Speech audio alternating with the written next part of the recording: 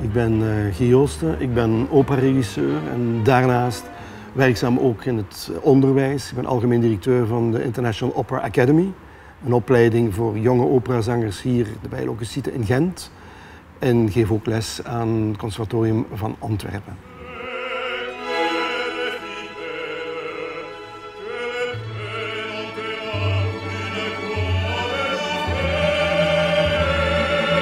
Op dit moment gaat het naar Tokio en ik ga daar Die Entführung aus dem Serail van Mozart volgend jaar realiseren. En dan opnieuw natuurlijk de opstart van het academiejaar hier met een nieuwe generatie studenten, 9 studenten uit 7 verschillende nationaliteiten die hier 2 jaar komen leren. En dat is een belangrijke taak om die mensen een goede start te laten hebben, goed te introduceren in dat wat hun te wachten staat in het nieuwe leven hier en dat toekomstig project dat ze hopen te realiseren, namelijk een professionele carrière in de wereld van de opera. Dat zijn de 2 belangrijkste dingen die mij nu in de komende maanden zullen bezighouden, vooraleer ik dan opnieuw aan de slag ga, effectief met een productie.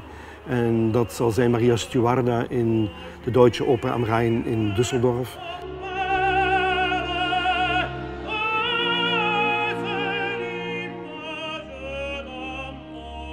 Eigenlijk ben ik gewoon het meeste trots op het feit dat ik dit gewoon 30 jaar doe en 30 jaar volhoud. En dat het mij nog steeds zo inspireert als in het begin. Ik vind dat heel belangrijk ook dat kunst niet iets elitairs is voor een klein groepje mensen waarin entertainment eigenlijk al een vies woord is. Ik vind dat dat een wezenlijk onderdeel is van dat wat ik maak.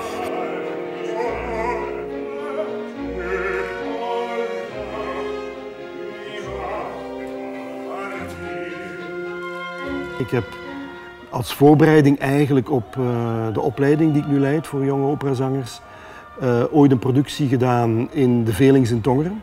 En dat was eigenlijk het startschot voor dit werk, wat nu al eigenlijk 20 jaar bijna geleden is.